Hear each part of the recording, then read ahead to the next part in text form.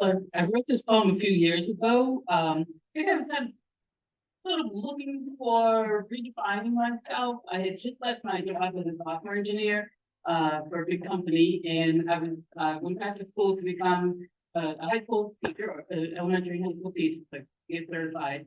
So I was kind of thinking back and trying to figure out who am I as a person, right? I no longer have the identity as a senior software engineer, an educator now.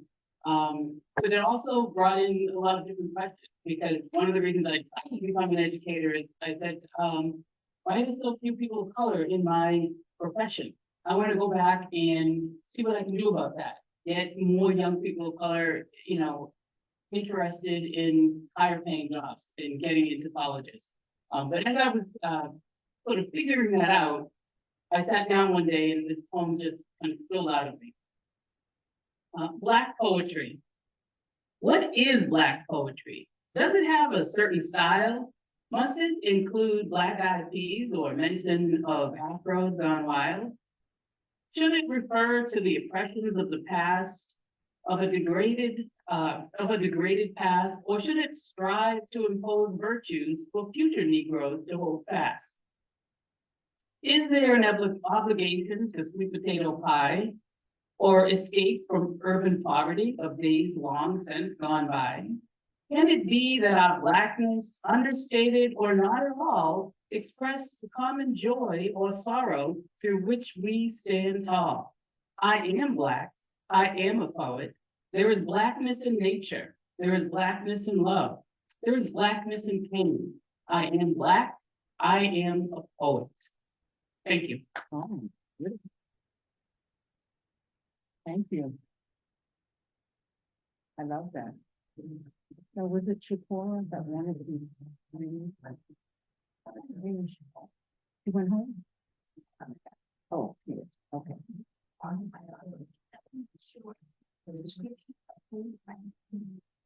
I do.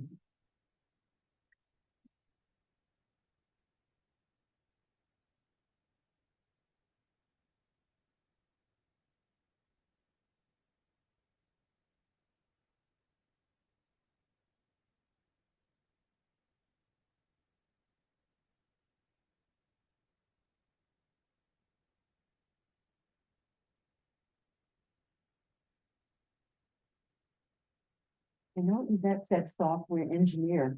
Can you help me here, Yvette? I know you said software engineer, but can you help me out here? This computer belongs to one of our other producers, and he had to leave, so, I'm stuck in. Yeah. So what do you, I had them all, I mean, it was nice, it was recording, moving the camera around. I just want the view to be on the microphone. And then I want to share.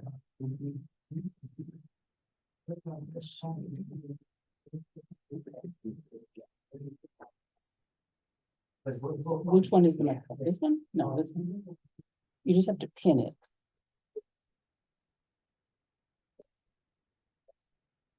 Oh, this should be, you should have more than. This should be doing it.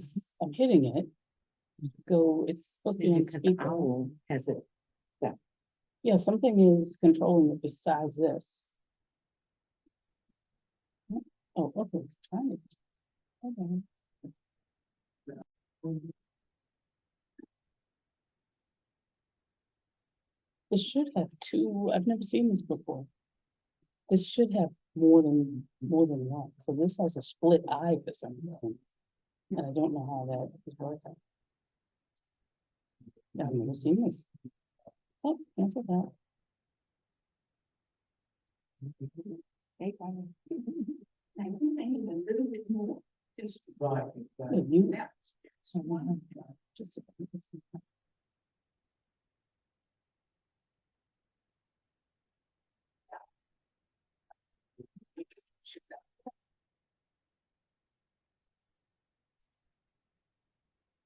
yeah, I don't know. I've never seen this type of setup before.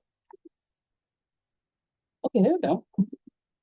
what should be happening is this should be pinned. But for some reason, it's not going. Can't even walk in the back. Hi, I'm Shakora Wilkins. I'm back. I would like to read I Dream a World by Langston Hughes. I dream a world where men, no other men will scorn, where love will bliss the earth and peace its path adorn.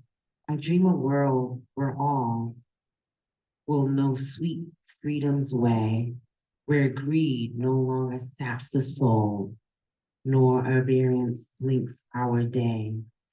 A world I dream where black or white, whatever race you be, will share the bounties of the earth, and every man is free, where wretchedness will hang its head, and joy like a pearl attends the needs of all mankind. Of such I dream my world. Thank you.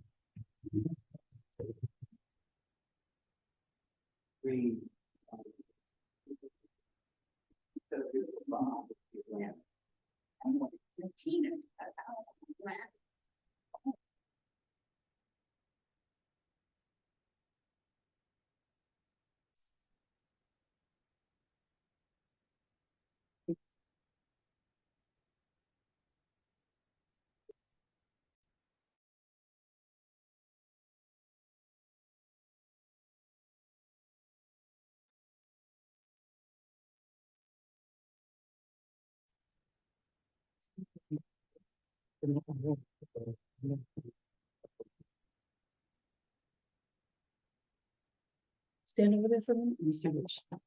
You can. It should be following you, but that should be the biggest screen, and it's. It says that there's only one user.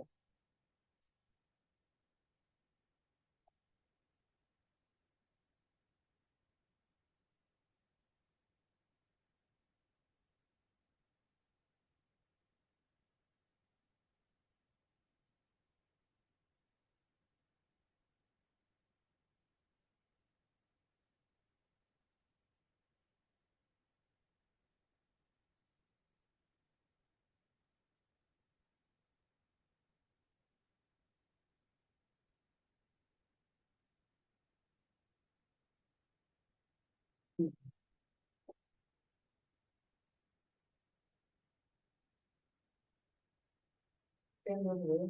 Should follow you. Well, it should be the big one on the bar. I know. I keep trying to pull it to pull it out of this mode and it will not. What about the three triangles? Yeah, I keep tapping them and it just will not. View? Yeah, I keep hitting the view and it just keeps doing the big screen on this. I'll have to get the guy who knows how to control that. I've never seen that controller. It's supposed to be speaker, which is that, but it's not doing it.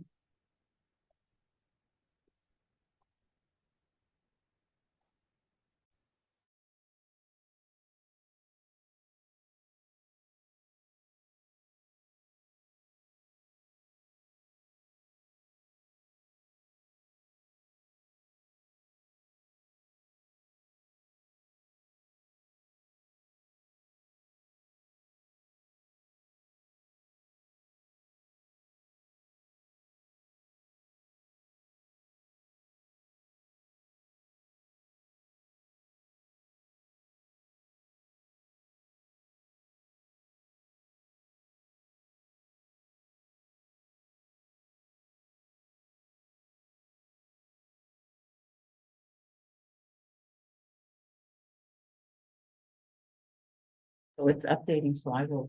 Yeah, it won't let it do what Zoom is supposed to do. Thank you, Eva. She was helping us out here. We're having a little technical difficulty, so we have a program that has to update. It will take about 15 minutes. So at this point, we'll take a break. All right? We'll check back in with us later. We'll be back in 15 minutes. 11:19, so we should be back 15 minutes from there.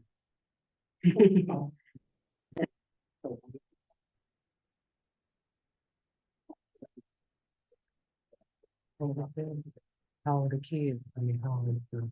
I'm gonna have it already. Yeah, exactly. And we can just continue to read the things that we can't do it within 15 minutes. I don't know what happened. What?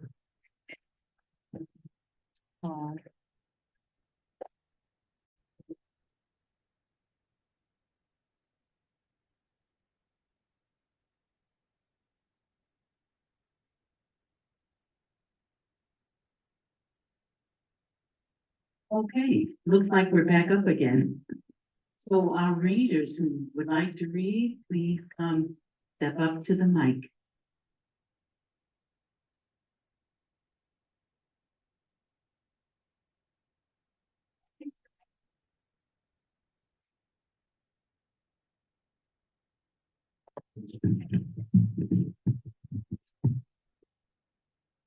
Okay, we are back. I'm reading a poem by Nikki Golovani. I hope I'm pronouncing her last name correctly.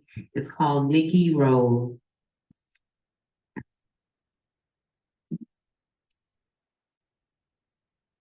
Childhood remembrances are always a drag if you're Black. You always remember things like living in Woodlawn with no inside toilet. And if you had become famous or something, they never talk about how happy you were to have your mother all to yourself and how good the water felt when you got your tub from one of those big tubs that folks in Chicago barbecue in. And somehow, when you talk about home, it never gets across how much you understood their feelings. As the whole family attended meetings about Hollandale, and even though you remember your biographers never understood your father's pain as he sells his stock and another dream goes. And though you're poor, it isn't poverty that concerns you. And though they fought a lot, it isn't your father's drinking that makes any difference, but only that everybody is together and you and your sisters have happy birthdays and very good Christmases. And I really hope no white person ever has cause to write about me because they never understood Black love is Black wealth. And they'll probably talk about my hard childhood and never understand that all the while I was quite happy. Thank you.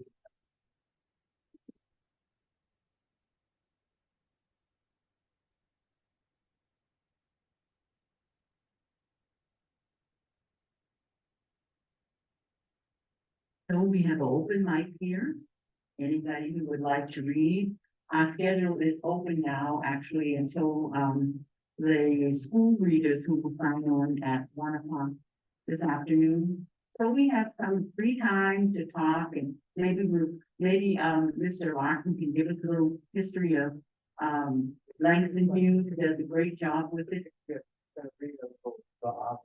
Oh, okay, that'll be great. Okay. She'll step right up to the mic. That's Martina Yaya, number 2.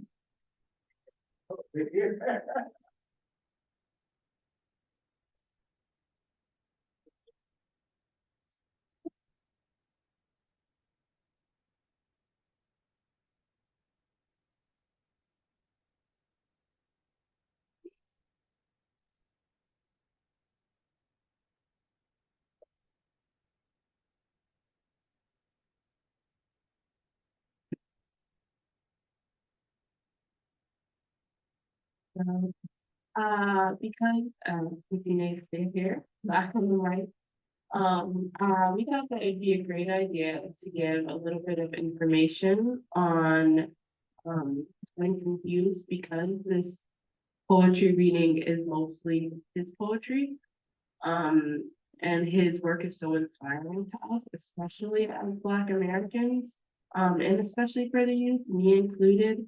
I got into poetry writing when I was around 13 years old, and that's because of the work of writers such as Langston Hughes. Reading their work really inspired me. Especially because being Black, sometimes it's difficult finding things that are interesting to you or having access to things that you maybe like certain sports, certain academies. We don't have access to that in certain neighborhoods. So I think it's really important to have this type of Black representation for the youth, Black youth, and then we follow those footsteps in their footsteps and we become what we are today, poets, doctors, nurses, bioengineers, civil engineers, teachers, like all of this is so important for the Black community.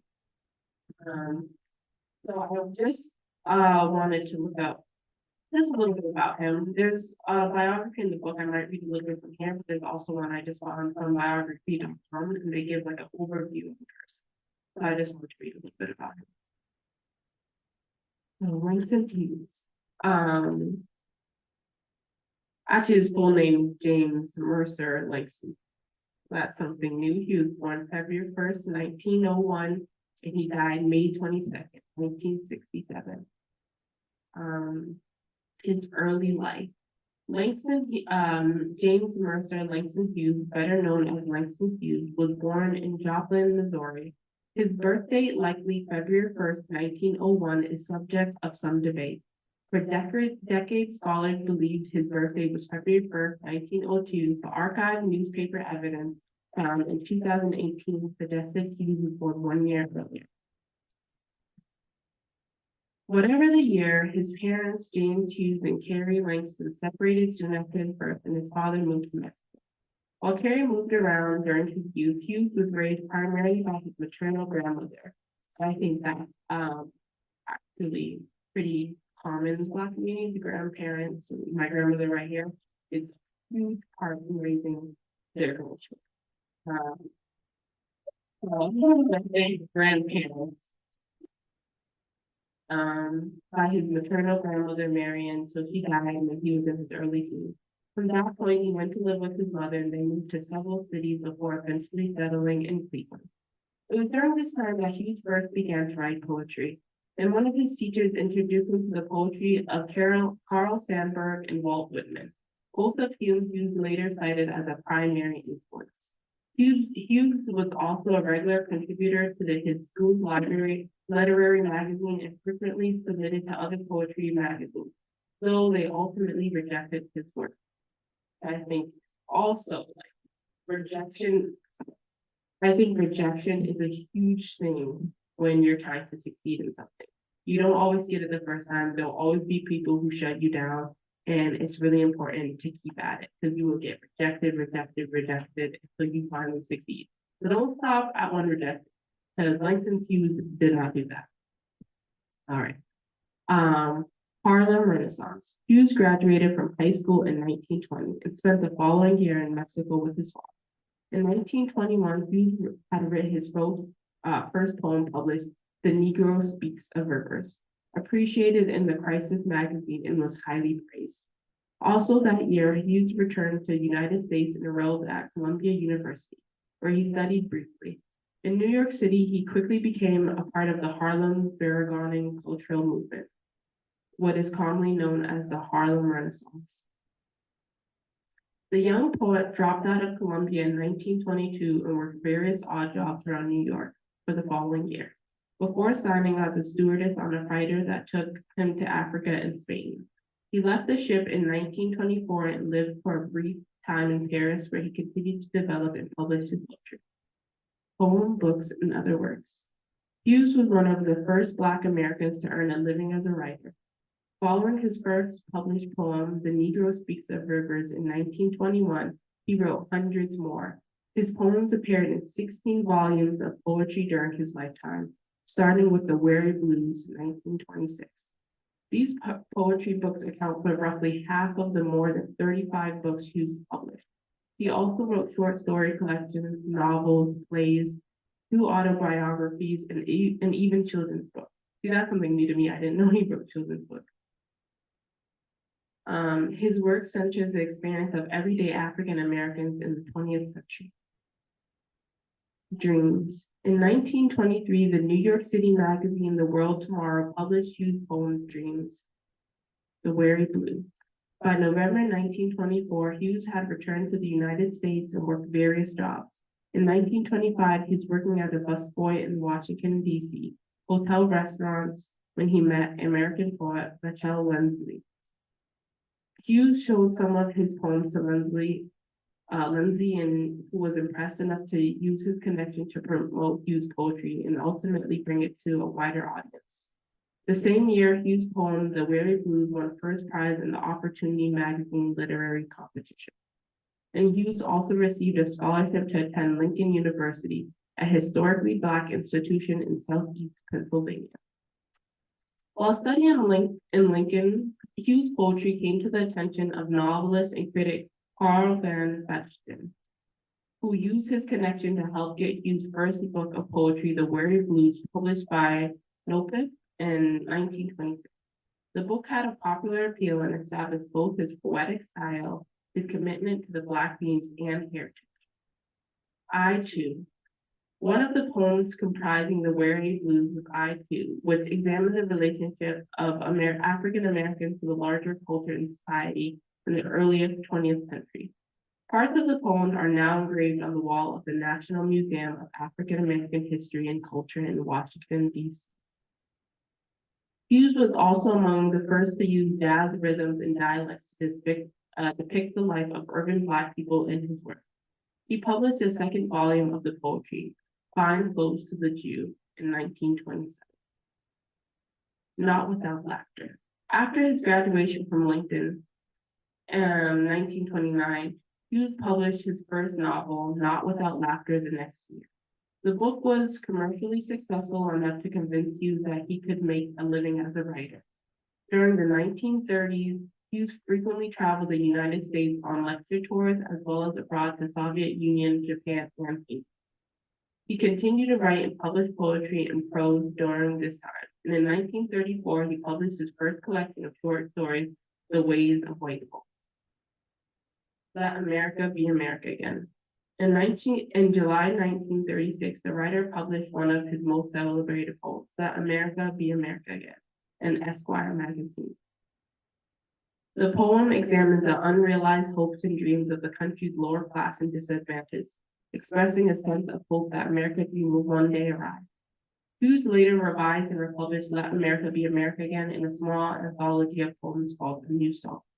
In 1937, he served as a war correspondent for several American newspapers during the Spanish Civil War. Simple character and stage work. In 1940, Hughes' autobiography, Up to Age 28, The Big C, was published.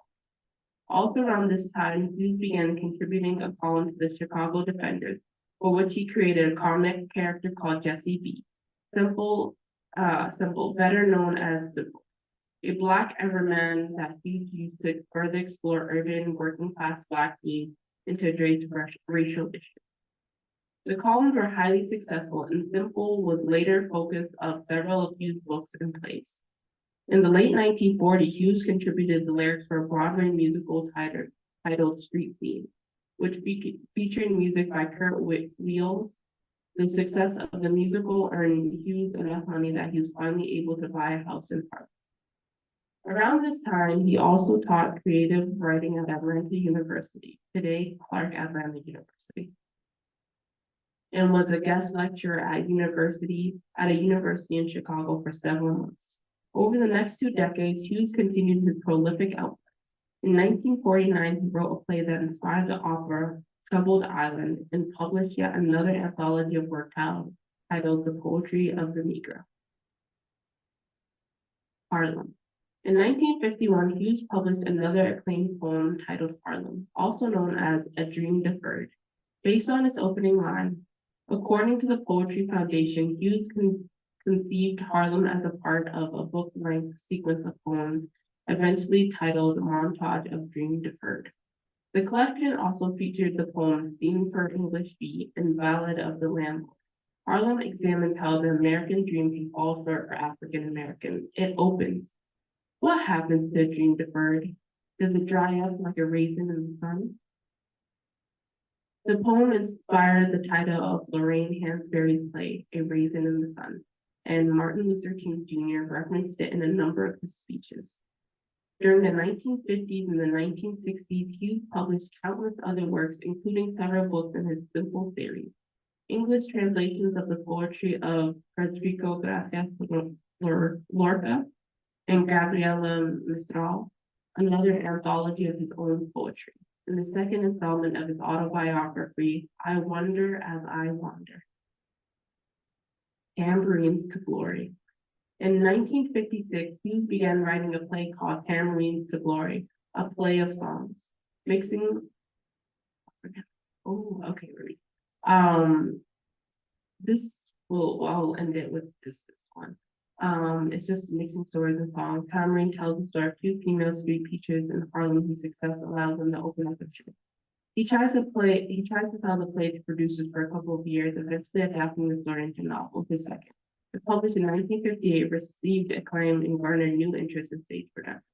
The play debuted at the Little Theater in November 1963 with cast members including Louis Gossett, Junior Claire World, Hilda Sims, and Rosetta Lund. Yes. This biography gave us a good idea of who Langston Hughes was, how he came to be, and his rise to success.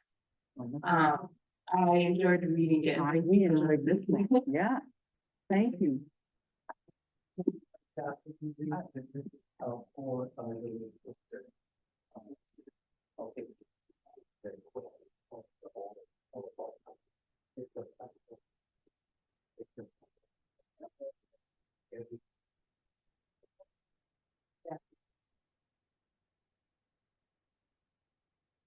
To end it off, I'm going to recite a poem by Langston Hughes called We're All in the Telephone Book. We're all in the telephone book, folks from everywhere on the earth. Anderson to Zabowski, it's a record of Americans' worth. We're all in the telephone book, there's no priority. A millionaire like Rockefeller is likely to be behind me. For generations, men have dreamed of nations united as one. Just look in your telephone book to see where the dreams begun. When Washington crossed Delaware and the pillars of tyranny shook, he started the list of democracy. That's America's telephone book. Yeah.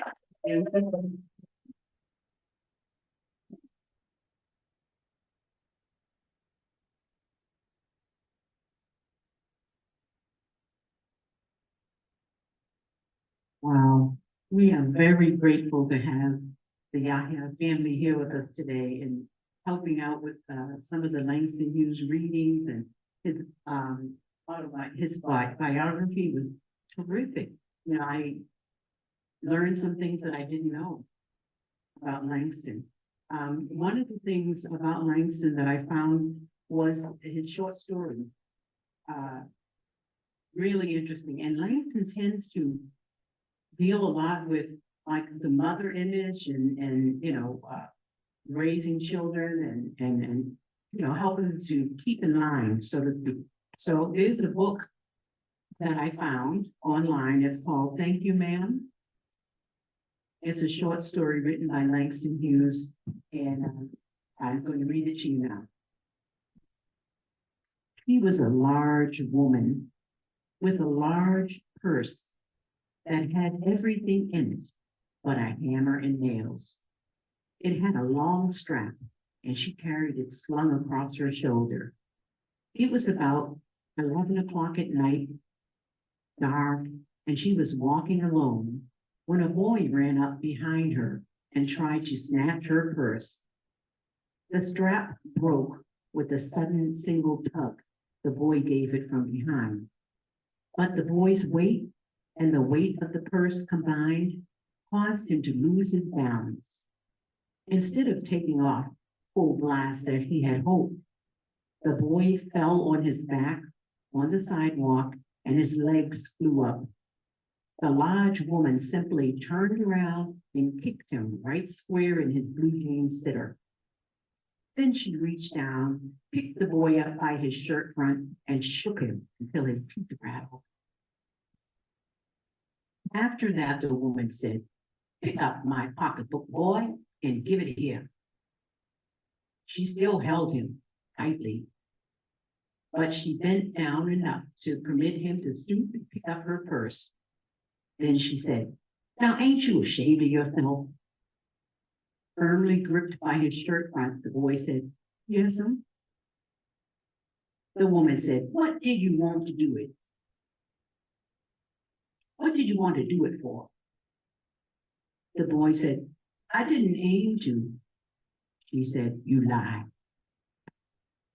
By that time, 2 or 3 people passed, stopped, turned to look, and some stood watching. If I turn you loose, will you run? Asked the woman. Yes'm, said the boy. Then I won't turn you loose, said the woman. She did not release him. Lady, I'm sorry, whispered the boy. Your face is dirty. I got a great mind to wash your face for you. Ain't you got nobody home to tell you to wash your face? No, said the boy. Then it will get washed this evening, said the large woman, starting up the street, dragging the frightened boy behind her. He looked as if he were 14 or 15, frail and willow wild, in tennis shoes and blue jeans. The woman said, you ought to be my son. I would teach you right from wrong. Least I could do right now is to wash your face. Are you hungry? No, said the boy, being dragged. I just want you to turn me loose. Was I bothering you when I turned that corner? Asked the woman. No, but you put yourself in contact with me, said the woman. If you think that that contact is not going to last a while, you got another thought coming. When I get through with you, sir, you are going to remember Mrs. Luella Bates Washington Jones. Sweat popped out on the boy's face, and he began to struggle. Mrs. Jones stopped, jerked him around in front of her, put a half Nelson around his neck, and continued to drag him up the street. When she got to her door, he dragged the boy inside, down the hall, and into a large kitchenette furnished room at the rear of the house. He switched on the light and left the door open. The boy could hear other roomers laughing and talking in the large house. Some of their doors were open, so he knew he and the woman were not alone. The woman still had him by the neck in the middle of her room. She said, "What's your name?" "Roger," answered the boy. "Then, Roger, you go to that sink and wash your face," said the woman. Whereupon she turned him loose. At last, Roger looked at the door, looked at the woman, looked at the door, and went to the sink. "Let the water run until it gets warm," she said. "Here's a clean towel." "You going to take me to jail?" asked the boy, bending over the sink. "Not with that face. I would not take you nowhere," said the woman. "Here I am, trying to get home to cook me a bite to eat, and you snatch my pocketbook. Maybe you ain't been to your supper either, late as it is, have you?" "There's nobody home at my house," said the boy. "Then we'll eat," said the woman. "I believe you're hungry, or been hungry, to try to snatch my pocketbook." "I want a pair of blue suede shoes," said the boy. "Well, you didn't have to snatch my pocketbook to get some suede shoes," said Mrs. Luella Bates Washington Jones. "You could have asked me." "Ma'am?" The water dripping from his face, the boy looked at her. There was a long pause, a very long pause. After he had dried his face, and not knowing what else to do, he dried it again. The boy turned around, wondering what next. The door was open. He could make a dash for it, down the hall. He could run and run. The woman was sitting on the daybed. After a while, she said, I were young once, and I wanted things I could not get. There was another long pause. The boy's mouth opened. Then he frowned, not knowing he frowned. The woman said, You thought I was going to say what, didn't you? You thought I was going to say, but I didn't snatch people's pocketbooks. Well, I wasn't going to say that. Pause, silence. I have done things too, which I would not tell you, son, neither tell God if he didn't already know. Everybody's got something in common. So you sit down while I fix us something to eat. You might run that comb through your hair so you will look presentable. In another corner of the room, behind the screen, was a glass plate and an icebox. Mrs. Jones got up and went behind the screen. The woman did not watch the boy to see if he was going to run now, nor did she watch her purse, which she left behind her on the daybed. But the boy took care to sit on the far side of the room, away from the purse, where he thought she could easily see him, or out of the corner of her eye if she wanted. He did not trust the woman not to trust him, and he did not want to be mistrusted now. Do you need somebody to go to the store? Asked the boy, maybe to get some milk or something. Don't believe I do, said the woman, unless you just want sweet milk yourself. I was going to make cocoa out of this canned milk I got here. Then we'll be fine, he said. She heated some lima beans and meat he had in the icebox, made the cocoa and set the table. The woman did not ask the boy anything about where he lived or his folks or anything else that would embarrass him. Instead, as they ate, she told him about her job in a hotel beauty shop that stayed open late. What the work was like, how all kinds of women came in and out, blondes, redheads, and Spanish. Then she cut him half of her 10-cent cake. Eat some more, she said. Eat some more, son. When they were finished eating, she got up and said, now here, take this $10 and buy yourself some blue suede shoes. And next time, do not make the mistake of latching onto my pocketbook and nobody else's, because shoes not by devilish means will burn your feet. I got to get my rest now, but from here on in, son, I hope you will behave yourself. She led him down the hall to the front door and opened it. Good night.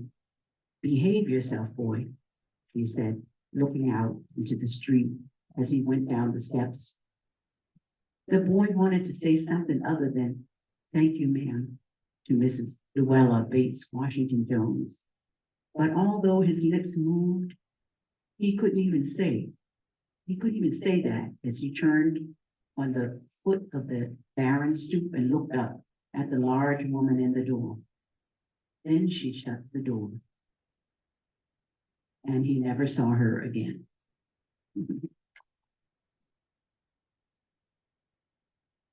Okay, Mr. Lockenby.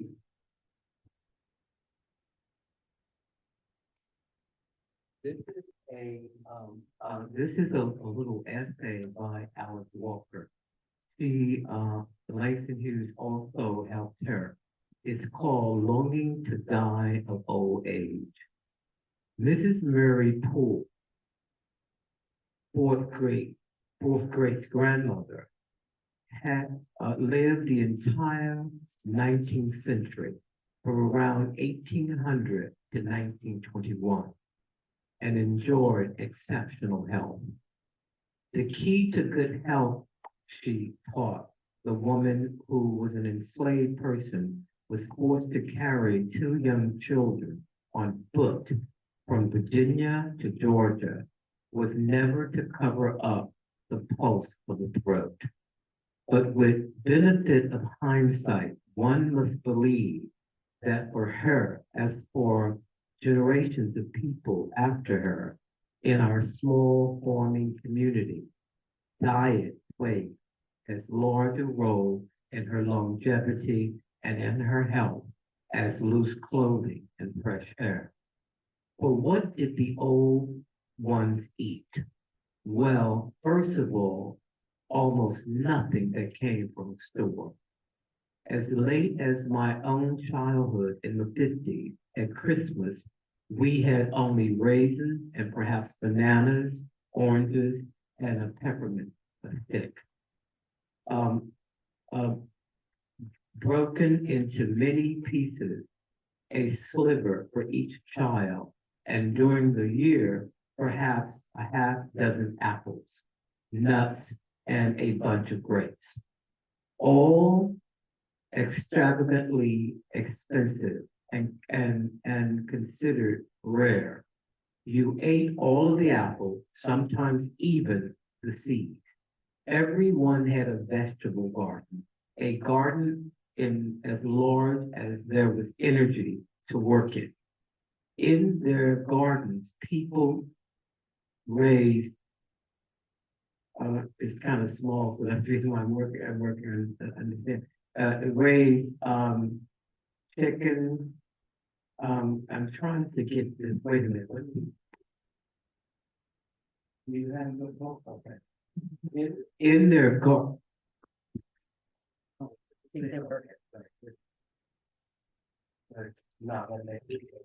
Okay, now, wait, I'm sorry, I just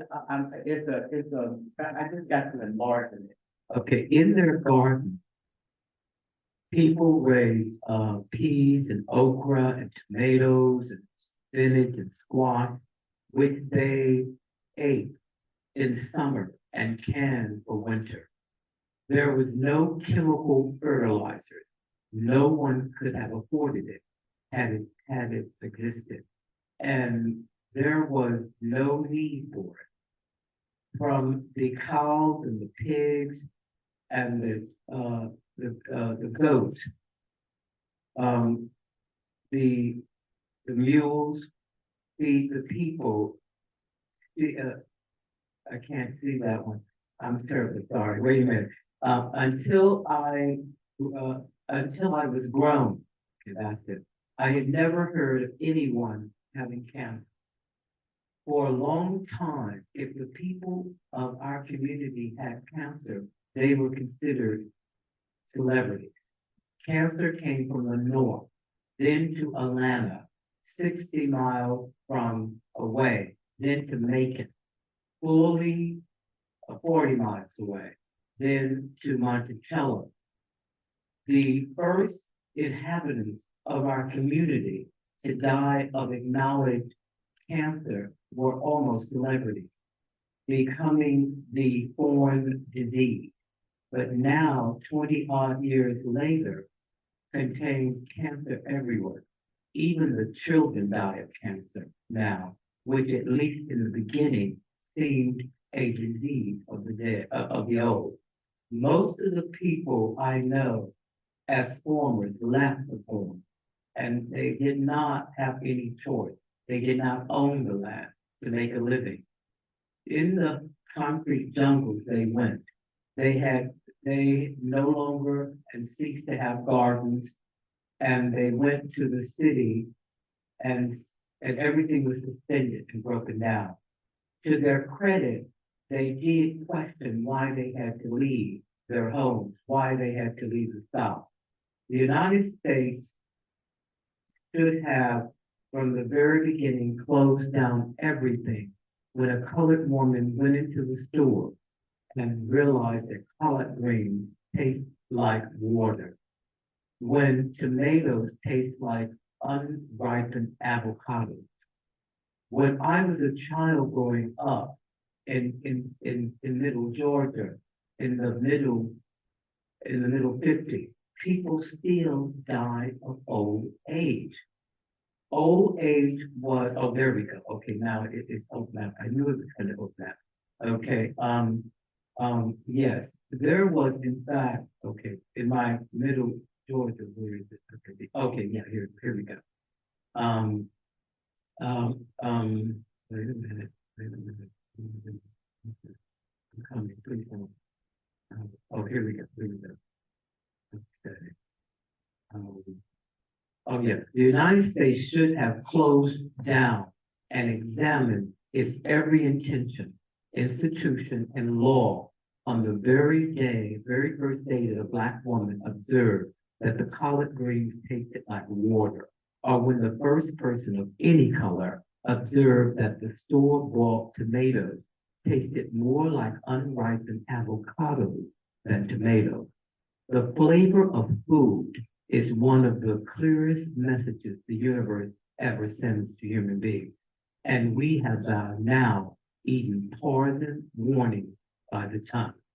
When I was a child growing up in middle Georgia in the 40s and 50s, people still died of old age. Old age was actually a common cause of death. My parents inevitably visited dying persons over the long or short period of their decline. Sometimes I went with them. Some years ago, as an adult, I accompanied my mother to visit a very old neighbor who was dying a few doors down the street. And though she was no longer living in the country style lingered. People like my mother were visiting her constantly, bringing her food, picking up and returning laundry, or simply stopping by to inquire how she was feeling and to chat. Her house, her linen, her skin all glowed with cleanliness. She lay propped against the pillows so that by merely turning her head, she could watch the postman approaching, friends and relatives arriving, most of all, the small children playing beside the street. Often in her yard, the sound of play, a lively music. Sitting in the dimly lit, spotless room, listening to the lengthy but warm with shared memories, silences between my mother and Mrs. Davis was extraordinarily pleasant. Her white hair gleamed against her kissable black skin. Her bed was covered with one of the most intricately patterned quilts I've ever seen, a companion to the dozen or more he stored in a closet, which I expressed interest he invited me to see. I thought her dying was one of the most reassuring events I've ever witnessed. She was calm. She seemed ready. Her affairs were in order. She was respected and loved. In short, Mrs. Davis was having an excellent death. A week later, at 104, when she had actually died, I felt this all the more because he had left in me the inevitable knowledge that such a death is possible, and that cancer and nuclear annihilation are truly obscene alternatives. And surely keeping this very vividly is one of the things an excellent death is supposed to do. To die miserably of self-inflicted induced sickness is an aberration we take as normal. But it is crucial that we remember and teach our children that there are other ways to die. For myself and for all of us, I want a death like Mrs. Davis, one in which we will ripen and ripen further as richly as fruit, and then fall slowly into the caring arms of our friends and other people we know. People who remember the good days and the bad ones, the names of lovers and grandchildren, the time sorrow almost broke, the time loving friendship healed. It must become a right of every person to die of old age. And if we secure this right for ourselves, we can coincidentally assure it for the planet we live on.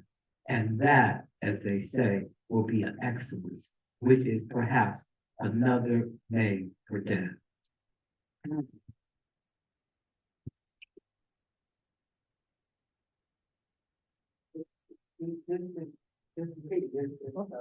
Okay, unless you want to. Oh, no, I don't have anything. Anybody else? Step up to the mic. Most of our activity today starts at 1 o'clock. We have some Zoom schools calling in, the Kennedy School, and then, yeah, students from, wait a minute, I'm making it wrong.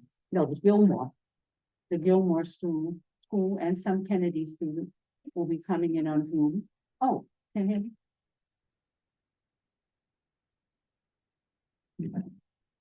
Hey there. Okay, most of our activity now is going to be coming from the Gilmore School starts at 1 o'clock. The Gilmore School, the Kennedy School, and then other readers that will be coming in from here. So right now it's kind of quiet and it's open mic. Would you like to try another one, Martina? You want to do another poem, or who would like to do? Okay. Thank you, Martina.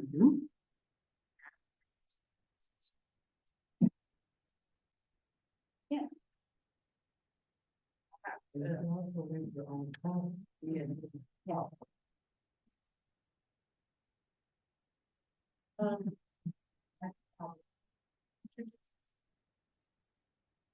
No, her name is Christina, and they have it up on your time.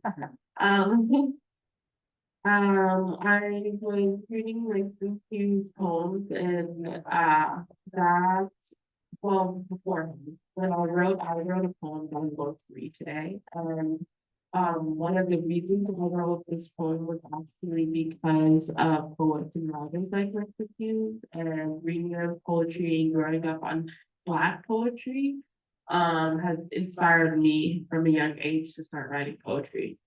So I'm just going to, I know by heart, but just in case I stumble, I should have it in front of me.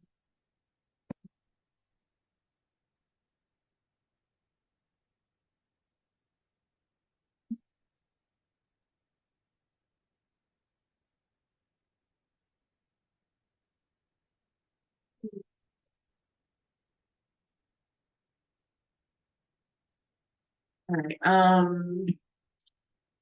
I can't find it, but we'll just read it from heart. Hopefully I don't. If I do. Yeah, this is a poem I actually wrote when it's been years, when I was about 14, 15 years old. And I read it at a few places like Kwanzaa. I also at a summer camp I went to, I entered a poetry competition and that won that actually. So I really, this just came off the top of my head. This is actually one of the first poems I've ever written. And it just came to my head, wrote it down, and here we are. Okay. Go hard, play hard, be hard. But we were never taught to believe hard, ingrained in our minds that we are not who we are. We are what society makes us out to be. Growing up not knowing that we could breathe, but the air is poison, so why should we? Poison with hatred that burns down to your soul, taking pieces of yourself that you haven't even known. But they expect us to keep moving forward when they're beating down on us like the waves, crashing into the rocks that would produce the sand that they take just to put in a sandbox. We're expected to succeed in a world where success is forbidden, but somehow it's our fault that we are not winning when we are conditioned to fail, starting from the beginning. Babies known before they're known, known before they're grown, labeled before they're wrong.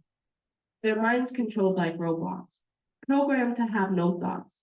They do what they do to survive, but what we have to understand is that we are living a lie tested in this division. We have to unite because being divided is like giving up the fight. And this fight is the only way to save our generation's life. But like a tunnel in the end is still light.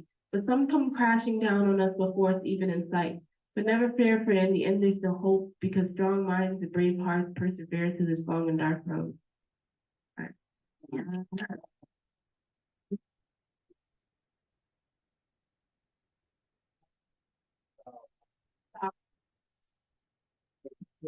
us a little autobiography of yourself, okay, that was written when you were 15. Yeah, when I was 15. Yeah.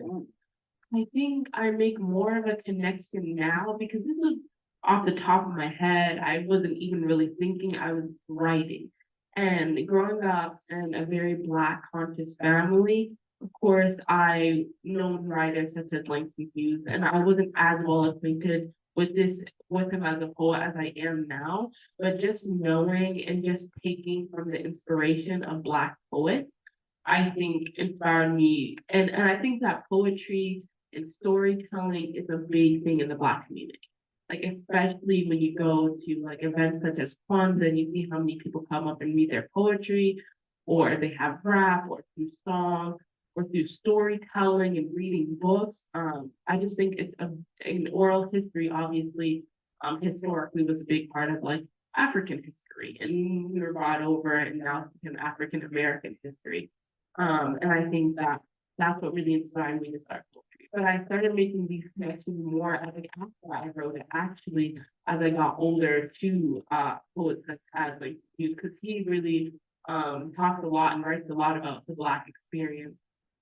And that's something I was interested in, especially because of camp. I actually wrote it at the camp, and the camp I went to was a predominantly Black camp, and they were there because they knew that they needed to provide places for Black young children and teens to go to during the summer.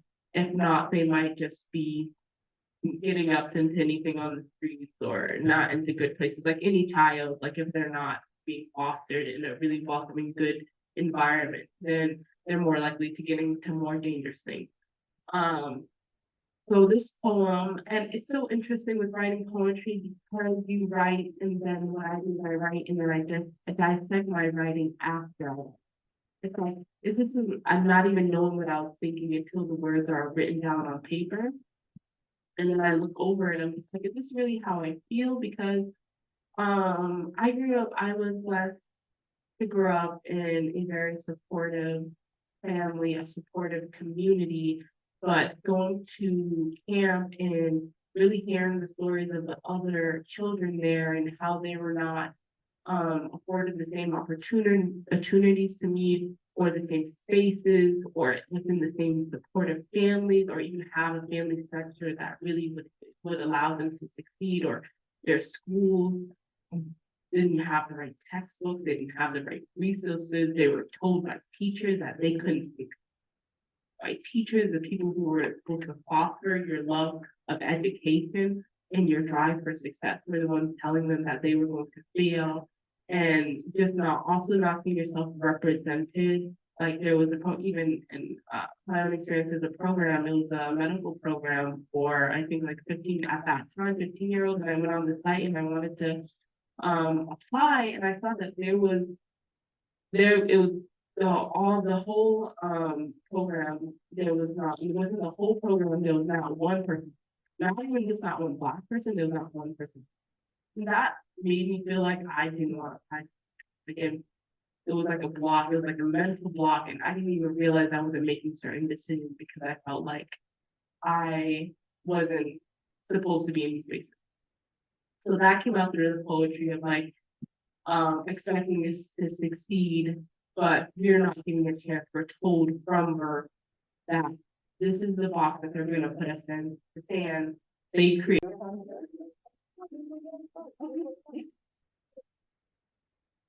Oh, okay.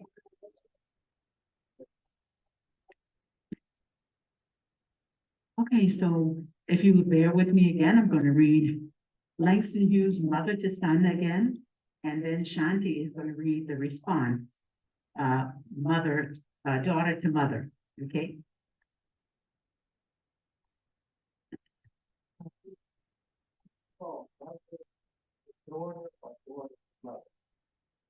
Daughter to mother, yeah, daughter to mother. Mother to son, Langston Hughes, and then Shanti is going to read my response, mother to daughter. Daughter to mother. Sorry about that. Okay. This is Langston's poem. Well, son, I'll tell you, life for me ain't been no crystal stair. It's had tacks in it and splinters and boards torn up and places with no carpet on the floor. Bare.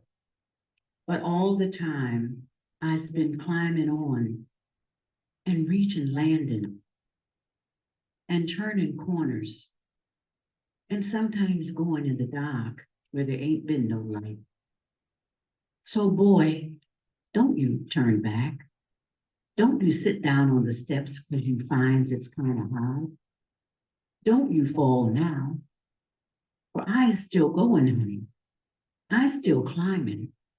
And life for me ain't been no crystal stair.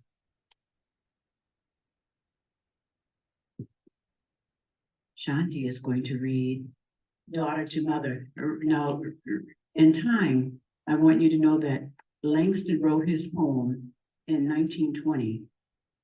When I published my book based on his poem, I published it in 2002, so it was 80 years later.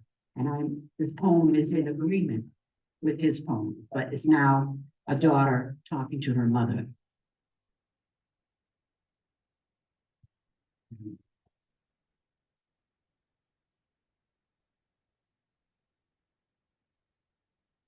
Good afternoon, everyone, and I'm privileged today to speak with Ms. Rahima to read a daughter.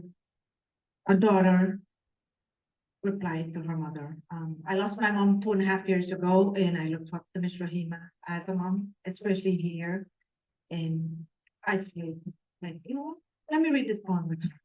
So yeah, it says, Mom, I'd like to tell you, you're right.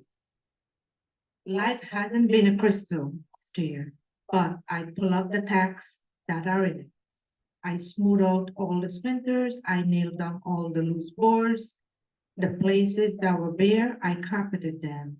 When I reached the landings, I paused briefly. When I reached the corners, I turned them. When I find the darkness, I light a candle. I wouldn't turn back. I wouldn't sit down, Mom. Even though I find it hard, I wouldn't fall, Mom. I may be swinging on the edge, but I wouldn't fall. I'm still climbing, and thanks to your advice, I'm making my life a crystal stair. Thank you, Shanti. This is my Life, that's right. Life has not been a crystal stair for many of us, and we just keep going. We're not going to sit down because we think it's kind of hard. Because look at the people that came before us. And if they were able to go on and accomplish what they wanted, we have to keep moving, keep going, keep turning those corners and lighting the candles. And here's Shanti again. Okay, so now I'm gonna read a few poems I wrote just last night because Mr. Russell, as my professor, he pushed me in a very good way. So here is my poem from, it's called Anxious. It's not, I haven't done anything much with it, but I just wrote it. So this was about the emergency room. So it starts like this, I said, waiting, 5 minutes, 10 minutes, blood spurting like a deep cut. What happened? Don't know. Watching with no clue, waiting and waiting. Nurses, doctors talking, big words talking. Blood transfusions, blood everywhere. Waiting and waiting. Eventually the doctor came and said his varices broke. This is a baptismal case. Still waiting and waiting. 5 units, 10 units lost. 4 hours gone by. Doctors checking him, looking at me, waiting. Finally, they spoke to me. We can't do anything for him. It's now 8 p.m. 2 ambulances on the road to the big hospital. Waiting. With this form, and then the journey begins. So that's the first one, the action. I name it next. Then let's go. I wrote one that says a little bit about failure, it's not edited well, but I will still read it. So it says failure is necessary to grow. When you grieve, you fail. Trying and fail is not, trying and fail is a motivation to succeed or change, and change is the path to growth. Don't dwell on the past failures, correct them and get the pace to move forward. It's the response to failure that determines our success.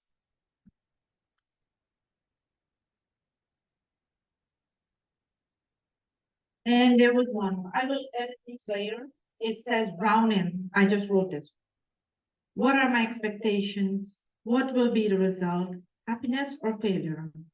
Minimum or maximum? And maximum has no limits. Choose your result. Pick the differences. Minimum is the beginning. Failure will be along the way. Correction to move forward is the result.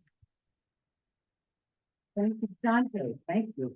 Was there a particular process that you went through to get to the papers and the, or is it automatic like here?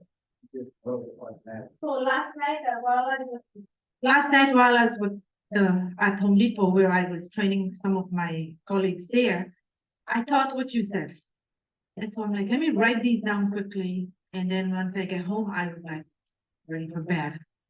This morning, when I was upstairs, the one that I just started, it says Browning. I just sit down and wrote some stuff down. So then I have to re-edit it a little bit into like a better poetry form. So what we talked about yesterday, it's the beginning for me, even though I had, you know, what I had going all along. So this is the beginning for like poetry. So yeah. Where's the wisdom? Thank you. Thank you. I have to bring my schedule. It's the beginning for us. Okay.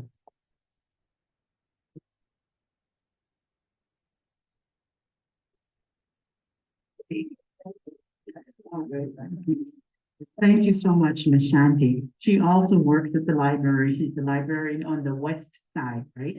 I always get it wrong, east-west, but she's a librarian on the west side. I'm going to turn the microphone over. Do we have a speaker now, Russell? Do we have a speaker? I have to watch the laptop to let in people that are coming in. So I'm going to give you the mic. Oh, okay. The young man beside you is not.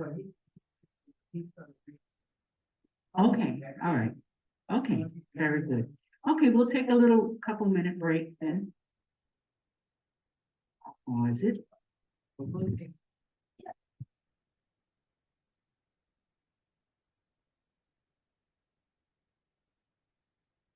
If you know this now over there, there's yogurt and juices and tea and coffee and all of that.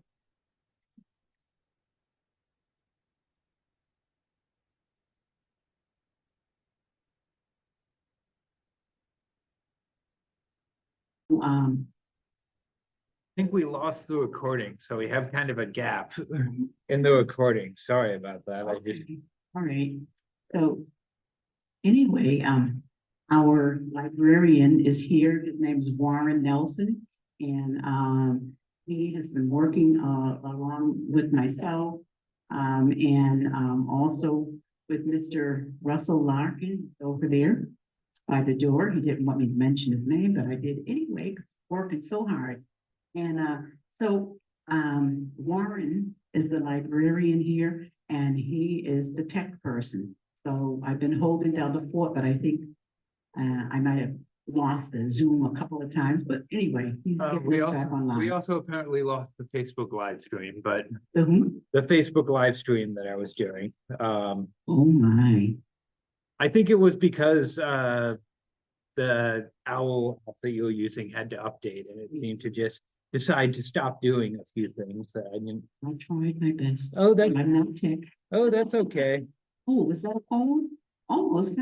I tried my best, but I'm not tech. Okay, so Okay. I think, So. I As think- soon as we get hooked up, we'll yeah, be so I calling the think students. things should all be up now. Let's just see if the live stream has decided to resume now.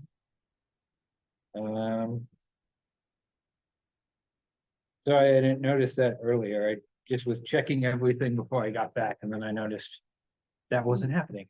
Okay, all right, so, this is, Warren Nelson, the librarian, and, Myself. yeah. And, Bridget. One second. So.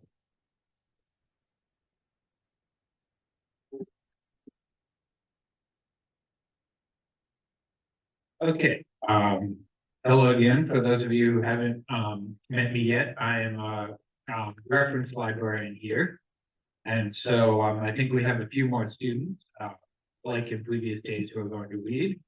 And once again, I'd just like to thank the Library Foundation for, helping us with all of the posters and, the banner you may have seen upstairs if you're upstairs. With no further ado, I'll just hand things off to the school. Here. What? What is Kia the next reader? Okay. um,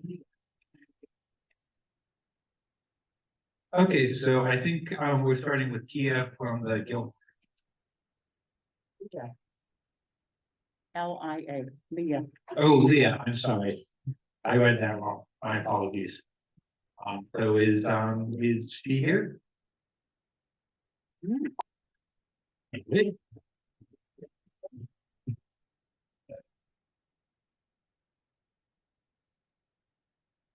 Where's the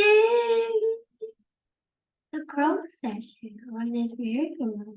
This is because I want to write down so for comfort. Waiting so they can't sit side by side. Down south on the train, there's a Jim Crow car. On the bus we're put in the back. They go back to a merry-go-round where the words for the kids that's black.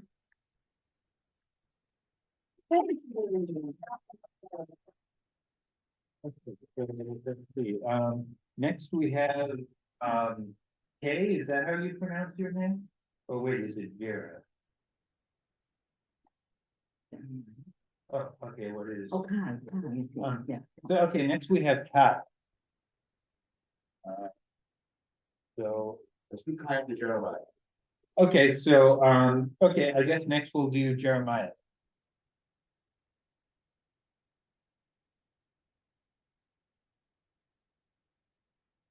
Oh. And, here's the mic. I should just.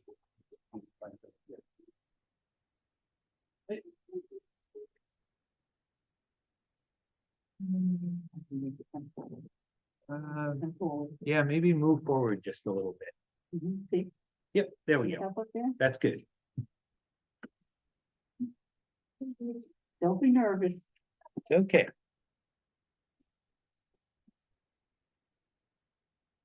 Ready? One to me, biographer and my people from Langston Hughes. Turn the corner and run to yourself, bringing the turn on the corner side of the Oh, that's one. I'll break the count, post it out. The night is beautiful, so the faces of my people. The stars are beautiful, so the eyes of my people. Beautiful is the sun. Beautiful are the songs of my people.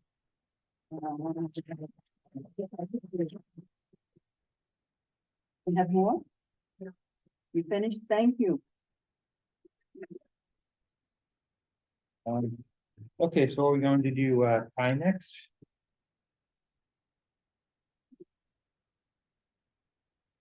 So I think I'll just leave it. Is it easier if it's on the stand? Yeah. Okay, yeah, so. So you'll have to move forward.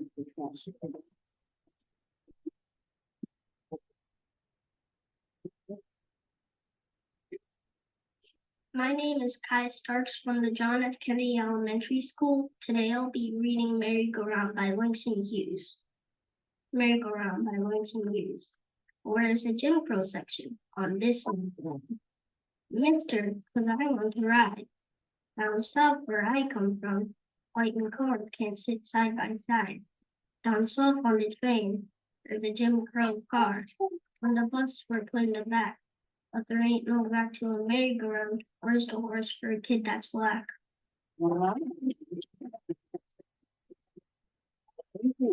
Okay, so I think we have, Julie, is that how it's pronounced?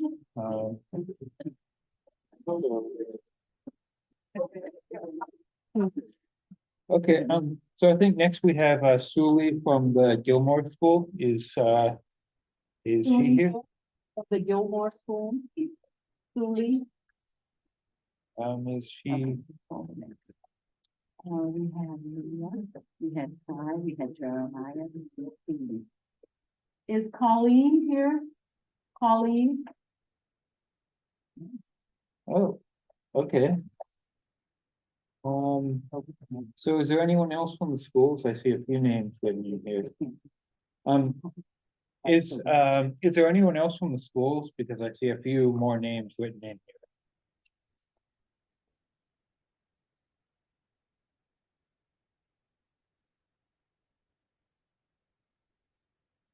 here. Is there anyone else from the schools here that would like to read, or would anyone else like to try and read another poem? We do have some poems up here.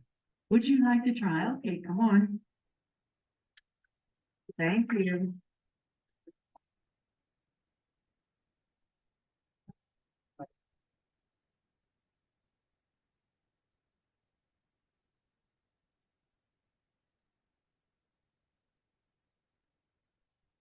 Oh, yeah. Yeah, we should move that a little bit forward. Sorry about that. There we go. Which one is on? Taking page? Tell me your name and the name of the poem and the school. Today I'll be reading The Kids in School with Me. When I studied my ABCs and learning the arithmetic, I also learned in public school what makes an American tick. The kid in front and the kid behind and the kid across the aisle. The Italian kid, the Neapolitan kid, and the girl with the Irish smile.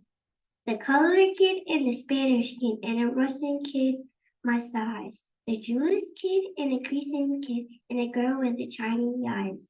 We're all in a regular Noah's Ark. Every face beneath the sun. But our motto for graduation was one for all and all for one. The kid in front and the kid across from me. Just a merry kid together and the kids in school with me.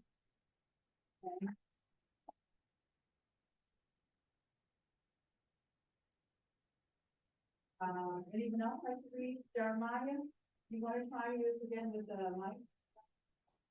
Are you sure? No? Going once, going twice? Go on. Anyone else? Karen? Okay. This is right here. That, I don't know, I forgot his name, but he read really outstandingly, maybe he would like to read it himself. I'll read it a little short one.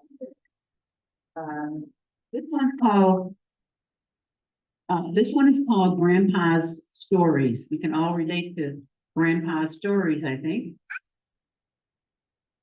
The pictures on the television do not make me dream as well as the stories without pictures Grandpa knows how to tell. Even if he does not know what makes a spaceman go, Grandpa says back in his time, hamburgers only cost a dime. Ice cream cones a nickel and a penny for a pickle.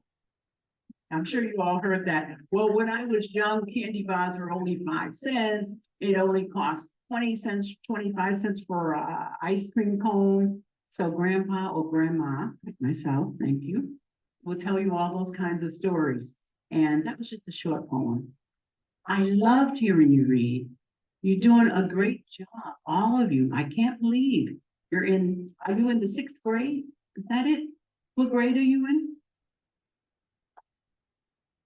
3rd? Oh, I can come this way. Wow. Yeah, very good job. Thank you. What grade are you in? Yes, third. Wow. Unbelievable. I don't think 3rd grade is read that well when I was in school. What grade are you in? 2nd grade. Wow. Brockton, you're doing a good job. The schools are doing a great job with the readers, and that's what we're hoping this program will do. This readathon will get children interested in reading and poetry again and things like that. And the Kennedy School has been so wonderful. They sent, I don't know how many students, 9 students from the Kennedy. The Gilmore has sent students from the Gilmore, the Baker School. I think the Baker School is coming later. Do you see that schedule for 2 o'clock? Yeah, so it looks like 2 o'clock is when we have Samuel, actually. Okay, so most of our schools have already participated. And I'd like to thank you all for your coming out. And again, remind you, we have the snacks there. We're gonna have some other readers coming. We do have some that are gonna even act out some of the plays.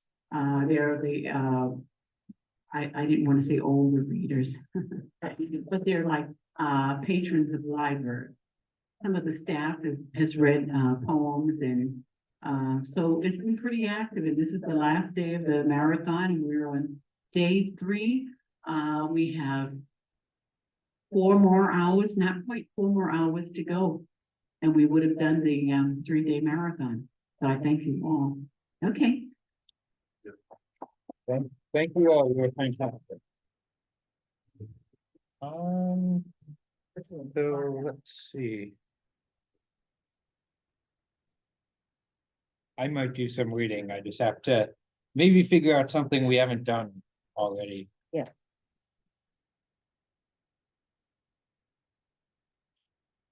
You want to read again? You want me to go again?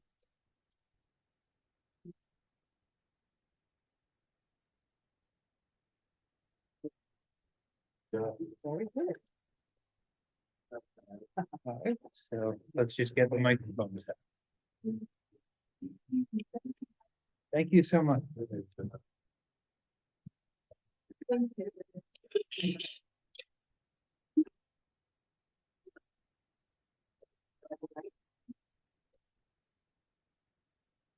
Summertime is warm and bright with light bugs at night. Autumn time is not so sunny, but Halloween is good. Winter changes most of all, bright then green, then snowflakes fall. But spring I like the very best, when the bird comes back to the nest. Also in the springtime, rain flowers start to bloom again, friendly in a friendly way. Wow. 2nd grade? Wow. Great, thank you so much. Thank you for volunteering again.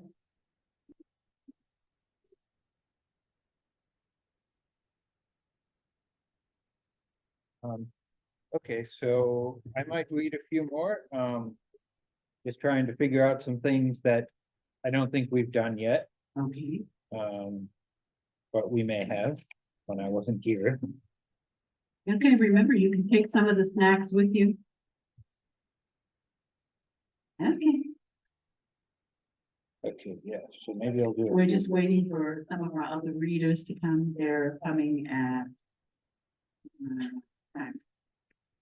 It is like, they're coming at 2 o'clock and right now it's, 1:20. So I thought maybe I'd do a few more Langston. We have somebody, one form, maybe. Oh, okay. So, still 20 minutes, okay.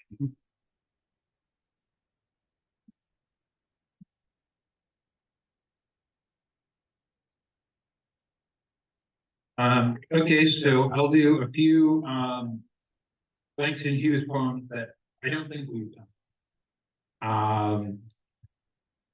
All right, so this one is called, Havana Dream. The dream is a cocktail at Sloppy Joe's. Sloppy Joe's. Maybe, nobody knows. The dream is the road to Badambano, but nobody knows if that is so. Perhaps the dream is only her face. Perhaps it's a fan of silver lace. Or maybe the dreams of Idado Rose. Quien sabe, who really knows?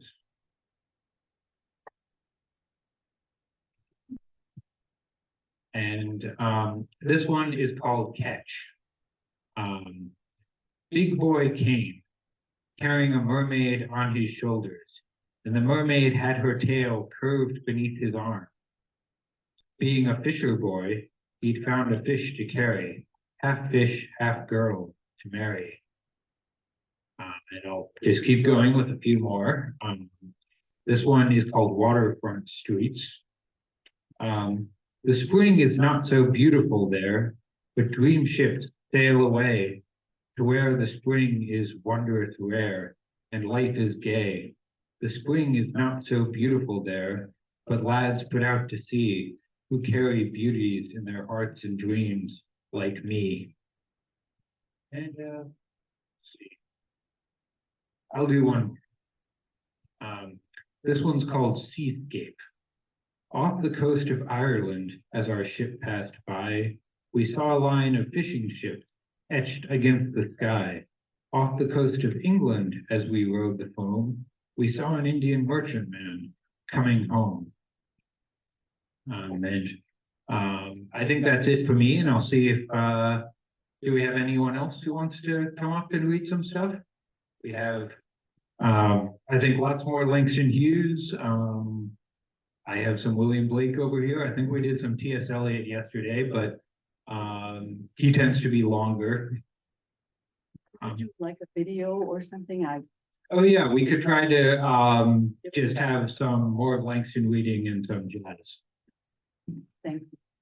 I didn't know how to do that, so.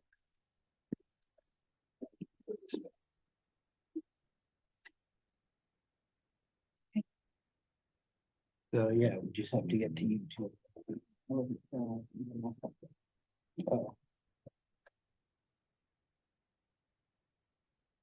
As I said, I think it was the fact that it decided to update that. Yeah. Let's see. So YouTube.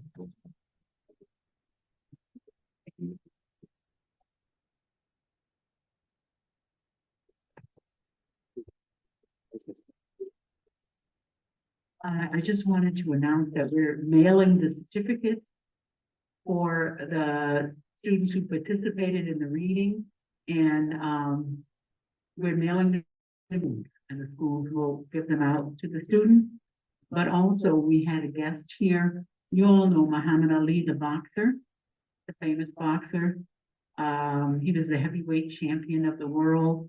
Well, his wife was here yesterday, and so she signed her autograph on your certificate. So when you get your certificate, you're going to have a very famous person's autograph on that certificate, and her name is Dr. Khalila Ali. So all of you will have those signed certificates by her when your teachers give them to you.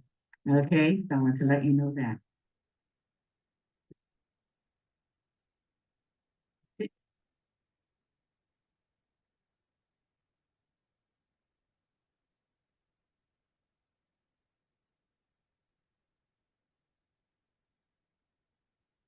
So some of these we did the other day, but I guess we can play them again for people who want to hear them. I liked him reading the Weary Blues, I think, so maybe we'll just do that again.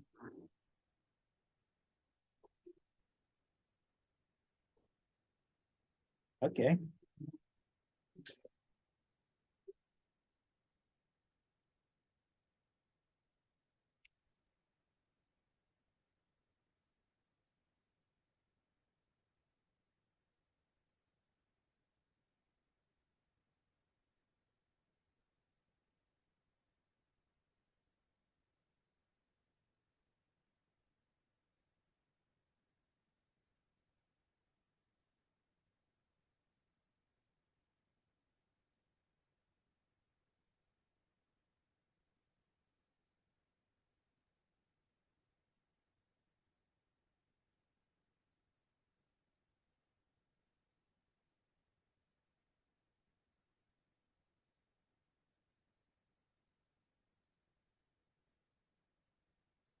Way to sing America. I am the darker brother. They send me to eat in the kitchen when the company comes, but I love and I eat well and I grow strong. Tomorrow I'll be at the table when company comes. Nobody dare say me to me. Eat in the kitchen then, besides. They'll see how beautiful I am and be ashamed. I too am married. I'm married. Thank you. Well done.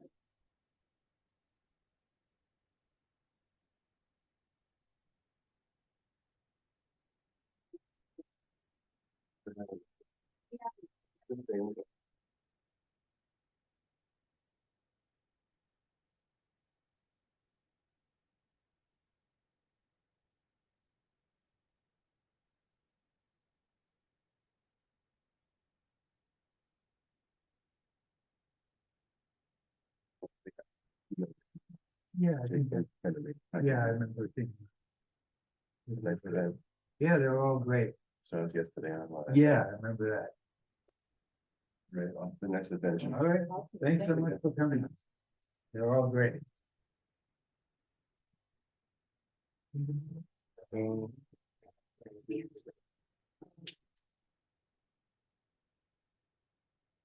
Um,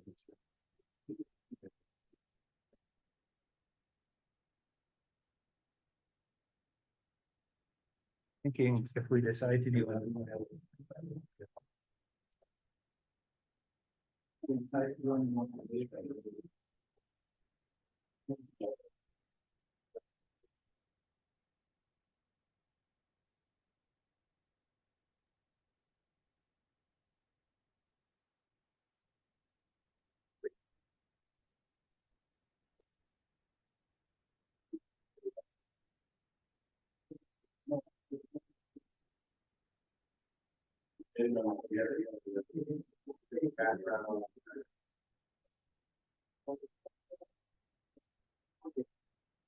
Okay, okay, so are these some more readers that we just have arrived, or?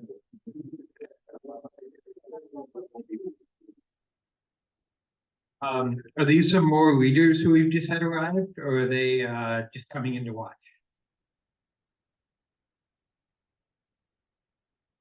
Okay, so were you, did you have some people who wanted to read or were going to read? Okay. Just checking. And, I will be right back.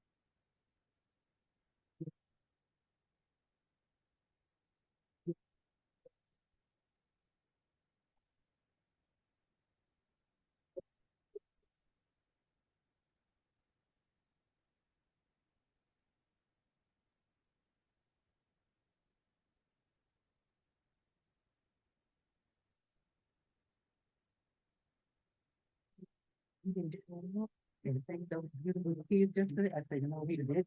Well, then I don't know if we're gonna get into that. I know, I apologize. Okay, wait a minute. We're in, okay, here it is. No, I am, but.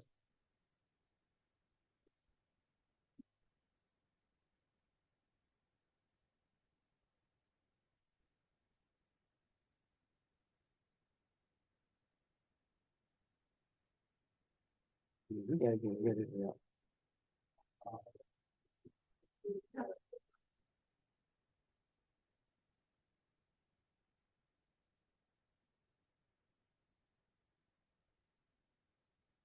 Langston Hughes biography, 1902 to 1967. Langston Hughes was an African-American writer whose poems, columns, novels, and plays made him a leading figure in the Harlem Renaissance of the 1920s. Who is Langston Hughes? Langston Hughes published his first poem in 1921. He attended Columbia University, but left after 1 year to travel. A leading light of the Harlem Renaissance, Hughes published his first book in 1926. He went on to write countless works of poetry, prose and plays, as well as a popular column for the Chicago Defender. Early life. James Mercer Langston Hughes was born on February 1st, 1902, in Joplin, Missouri. His parents, James Hughes and Carrie Langston, separated soon after his birth, and his father moved to Mexico. While Hughes' mother moved around during his youth, Hughes was raised primarily by his maternal grandmother, Mary, until she died in his early teens. From that point, he went to live with his mother, and they moved to several cities before eventually settling in Cleveland, Ohio. It was during this time that Hughes first began to write poetry, and one of his teachers introduced him to the poetry of Carl Sandburg and Walt Whitman, both of whom Hughes would later cite as primary influences. Hughes was also a regular contributor to his school's literary magazine and frequently submitted to other poetry magazines, although they would ultimately reject his work. Harlem Renaissance. Hughes graduated from high school in 1920 and spent the following year in Mexico with his father. Around this time, Hughes' poem The Negro Speaks of Rivers was published in the Crisis magazine and was highly praised. In 1921, Hughes returned to the United States and enrolled at Columbia University, where he studied briefly, and during which time he quickly became a part of Harlem's burgeoning cultural movement, what is commonly known as the Harlem Renaissance. But Hughes dropped out of Columbia in 1922 and worked various odd jobs around New York for the following year, before signing on as a steward on a freighter that took him to Africa and Spain. He left the ship in 1924 and lived for a brief time in Paris, where he continued to develop and publish his poetry, poems, and other works. The Weary Blues. In November 1924, Hughes returned to the United States and worked various jobs. In 1925, he was working as a busboy in a Washington, D.C. hotel restaurant when he met American poet Rachel Lindsay. Hughes showed some of his poems to Lindsay, who was impressed enough to use his connections to promote Hughes' poetry and ultimately bring it to a wider audience. In 1925, Hughes' poem The Weary Blues won first prize in the Opportunity magazine literary competition, and Hughes also received a scholarship to attend Lincoln University in Pennsylvania. While studying at Lincoln, Hughes' poetry came to the attention of novelist and critic Carl Van Vechten, who used his connections to help get Hughes' first book of poetry, The Weary Blues, published by Knopf in 1926. The book had popular appeal and established both his poetic style and his commitment to Black themes and heritage. Hughes was also among the first to use jazz rhythms and dialect to depict the life of urban Black people in his work. He published a second volume of poetry, Find Close to the Jew, in 1927. Not Without Laughter. After his graduation from Lincoln in 1929, Hughes published his first novel, Not Without Laughter. The book was commercially successful enough to convince Hughes that he could make a living as a writer. During the 1930s, Hughes would frequently travel the United States on lecture tours, and also abroad to the Soviet Union, Japan, and Haiti. He continued to write and publish poetry and prose during this time, and in 1934 he published his first collection of short stories, The Ways of White Folks. Let America Be America Again. In July 1936, he published one of his most celebrated poems, Let America Be America Again in Esquire, which examined the unrealized hopes and dreams of the country's lower class and disadvantaged, expressing a sense of hope that the American dream would one day arrive. Hughes would later revise and republish Let America Be America Again in a small anthology of poems called A New Song. In 1937, he served as a war correspondent for several American newspapers during the Spanish Civil War. Simple and More. In 1940, Hughes' autobiography Up to Age 28, The Big C, was published. Also around this time, Hughes began contributing a column to the Chicago Defender, for which he created a comic character named Jesse B. Semple, better known as Simple, a black everyman that Hughes used to further explore urban, working-class black themes, and to address racial issues. The columns were highly successful, and Simple would later be the focus of several of Hughes' books and plays. In the late 1940s, Hughes contributed the lyrics for a Broadway musical titled Street Scene, which featured music by Kurt Weill. The success of the musical would earn Hughes enough money that he was finally able to buy a house in Harlem. Around this time, he also taught creative writing at Atlanta University, today Clark Atlanta University, and was a guest lecturer at a university in Chicago for several months. Over the next 2 decades, Hughes would continue his prolific output.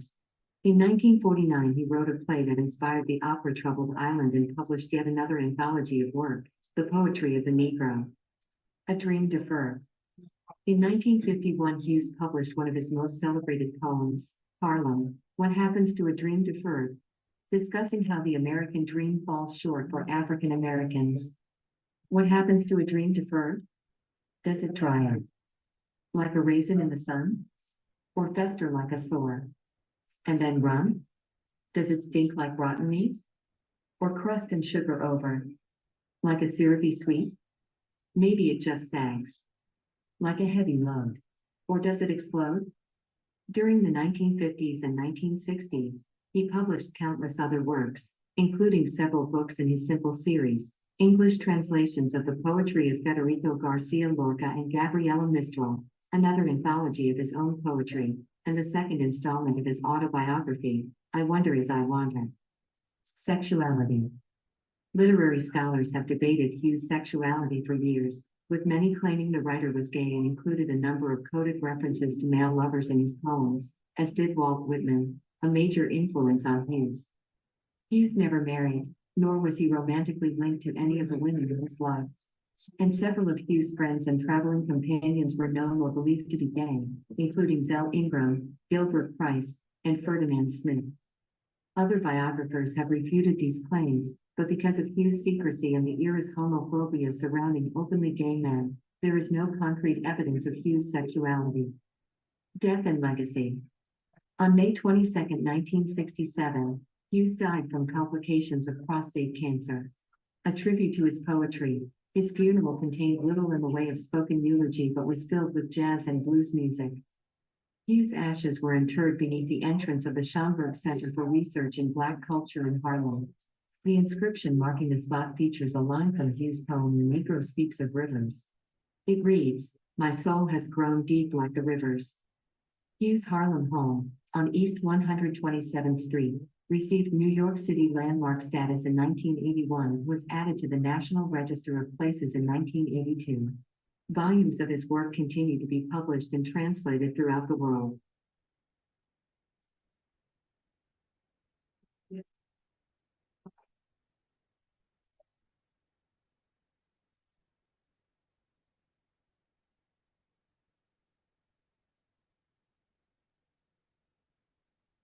Hold fast to dreams, for if dreams die, life is a broken winged bird that cannot fly. Hold fast to dreams, for when dreams go, life is a barren field, frozen with snow. You said we're ready for the next speaker? Okay. Make sure the camera. I've known rivers. I need it. I've known rivers ancient as a. Because I just realized by walking away, I may have made the camera decide to leave when I needed to focus. So I'll put it forward. Nope, seems to be. Well, I know how you move it. I always use that, but-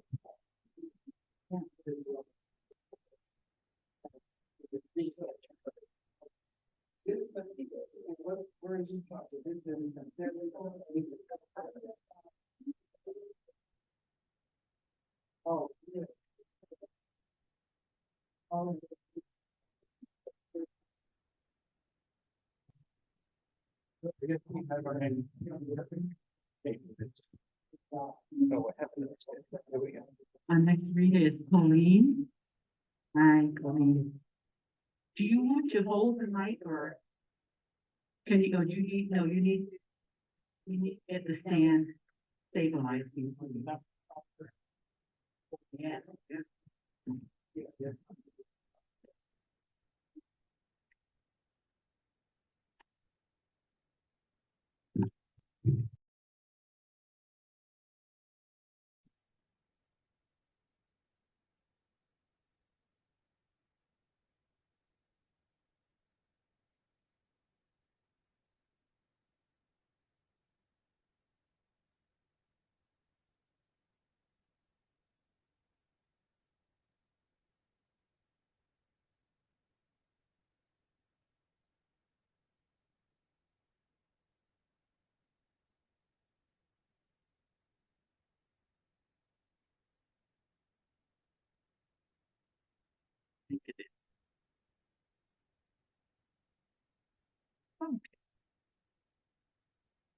Hi, everyone.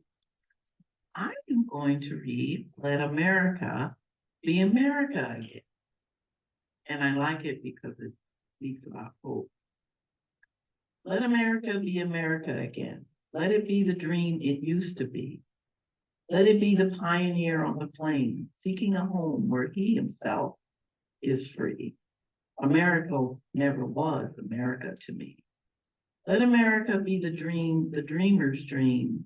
Let it be that great, strong land of love, where never king connive nor tyrant scheme, that any man be crushed by one above. It never was America to me. Oh, let my land be a land where liberty is crowned with no false patriotic wreath, but opportunity is real and life is free. Equality is in the air we breathe. There's never been equality for me, nor freedom in this homeland of the free. Say, who are you that mumbles in the dark? And who are you that draws your veil across the star? I am poor, white, fool, I am the poor white, fooled and pushed apart. I am the Negro bearing slavery scars.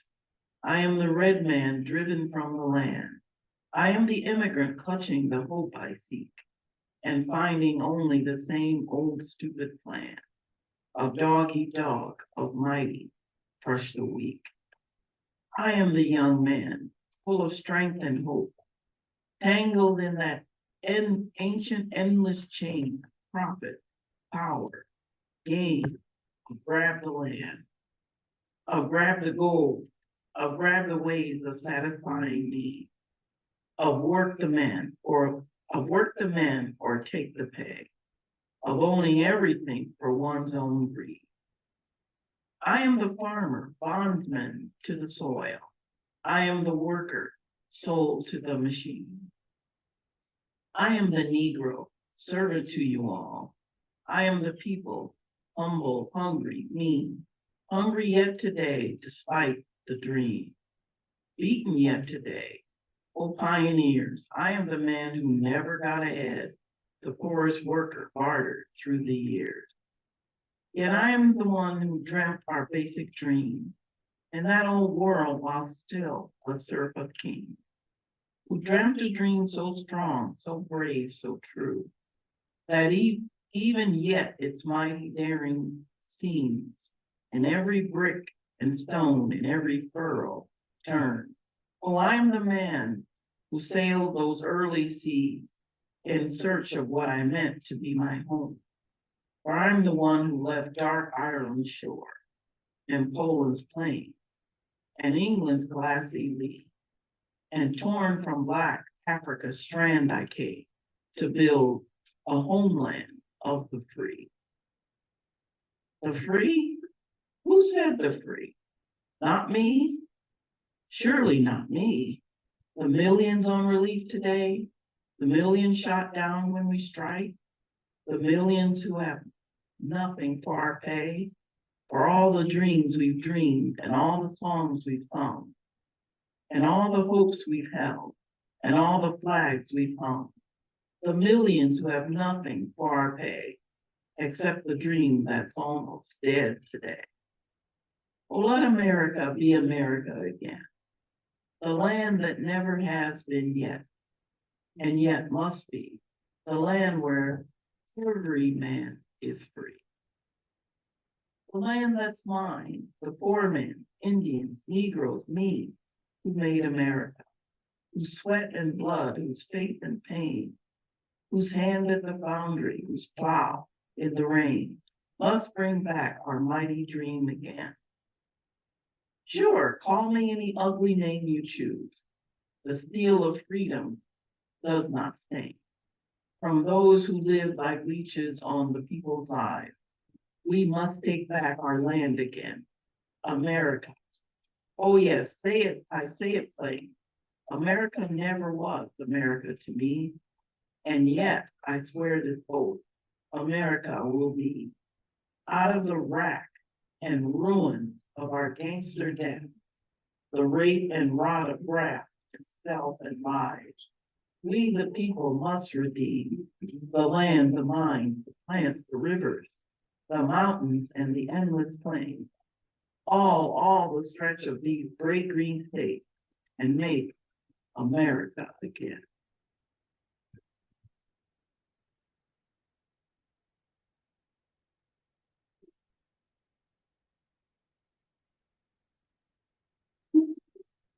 Thank you, that was Pauline.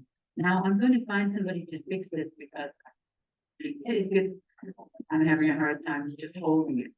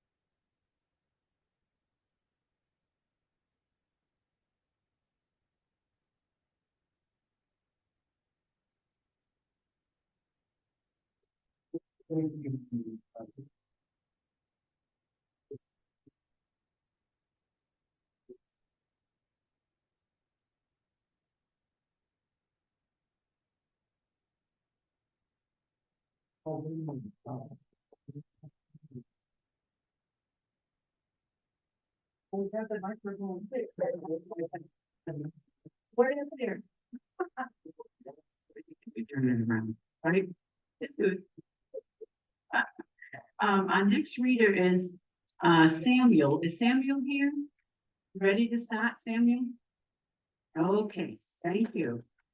And then introduce yourself and the poem you're going to read, and speaking close to the microphone. Thank you.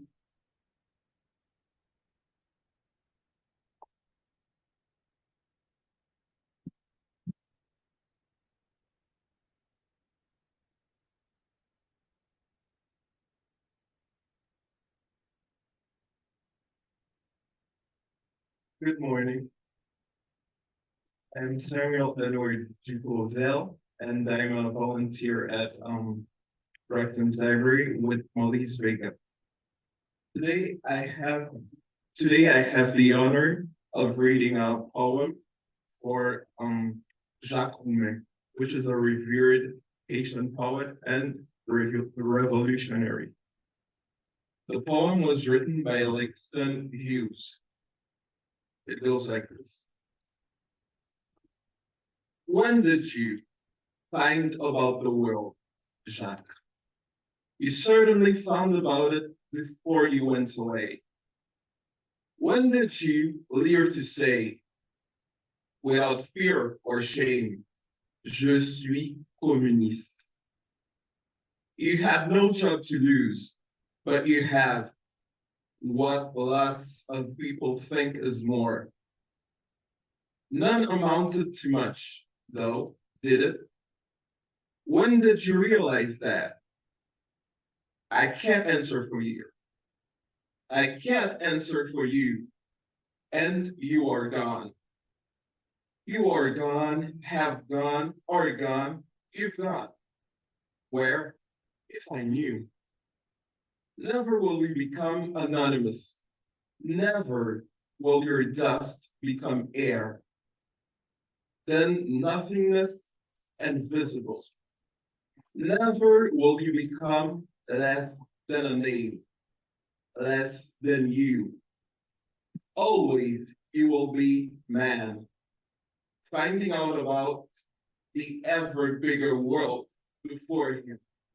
Always you will be frontiersman, pathfinder, breaker down of barriers, hand that links Elzuli to the Pope, Dambala to Lenin, Haiti to the universe, bread and fish to the fisherman, to man, to me.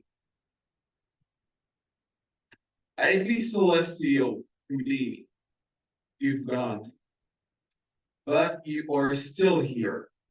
From the point of my pen in New York to the toes of the blackest peasants and the morning. Because you found out.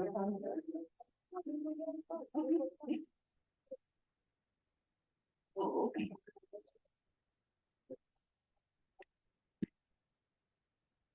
Okay, so if you would bear with me again, I'm going to read Langston Hughes' Mother to Son again, and then Shanti is going to read the response, daughter to mother, okay?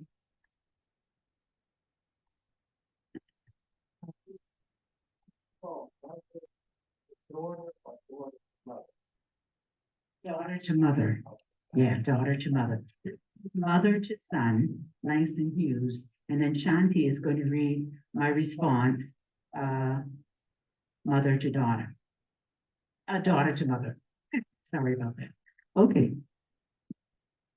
This is Langston's poem. Well, son, I'll tell you, life for me ain't been no crystal stair. It's had tacks in it and splinters and boards torn up and places with no carpet on the floor. Bare. But all the time I've been climbing on and reaching landing and turning corners and sometimes going in the dark where there ain't been no light. So boy, don't you turn back. Don't you sit down on the steps because you find it's kind of hard. Don't you fall now. For I still going, honey. I still climbing. And life for me ain't been no crystal stair.